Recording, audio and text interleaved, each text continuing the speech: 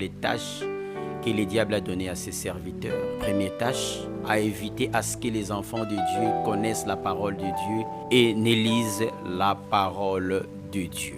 Le deuxième tâche, le diable voudrait à ce que nous puissions demeurer dans la pauvreté, créer des ennuis à propos des offrandes. Mais bien aimés, lorsque nous ne donnons pas nos offrandes et nos dîmes, nous désobéissons à la loi de Dieu. Le diable ne voudrait pas que nous puissions être bénis. Il sait que le seul moyen pour être bénis financièrement, ce sont les offrandes. Tous ceux qui sont dans l'occultisme, dans la sorcellerie, dans le maraboutisme, dans la magie, n'est-ce pas qu'ils donnent des offrandes? Ils font couler même du sang, mais ils ne veulent pas que nous donnons des offrandes à notre Dieu. Voilà la tromperie du diable. Pour avoir le pouvoir politique, ils donnent en offrande leurs enfants, leurs femmes, leurs mères, leurs pères. Ils sacrifient même leur fertilité. Mais nous, ils nous disent, ne donnons pas les offrandes. Ils le font pourquoi? C'est parce qu'ils savent le secret du sacrifice, ils savent le secret de l'offrande. Même Dieu, pour sauver le monde, n'est-ce pas qu'il a donné une offrande?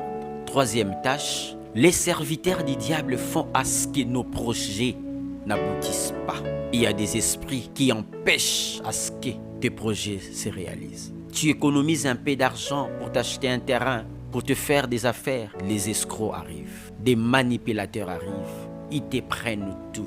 Ils envoient des sorciers pour bloquer nos projets. Ils infiltrent dans nos vies, dans nos maisons. Ils infiltrent dans nos familles. Ils infiltrent même dans les églises. Ils sont là pleins dans les églises. Sache-le bien, tout autour de toi, si pas en toi, si pas à côté de toi, il y a déjà un démon, il y a déjà un sorcier qui se charge de cela. La quatrième tâche consiste à désorienter les louanges et les cultes du Seigneur.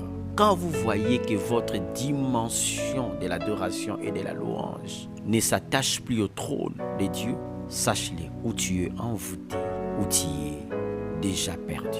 Il vous donne l'angoisse, le stress. Vous avez des dettes partout. Vous n'avez pas payé les loyers. Les enfants doivent aller à l'école. Votre femme vous embrouille. Toutes ces choses, ils vont l'orchestrer afin que vous n'ayez pas la concentration dans la prière. Ces choses, ces envoûtements viennent par plusieurs moyens. Ils peuvent l'envoyer par des incantations, par des vêtements apportés, par des prédications falsifiées, par des impositions de mains, même par quelque chose à boire, ils peuvent vous envoûter.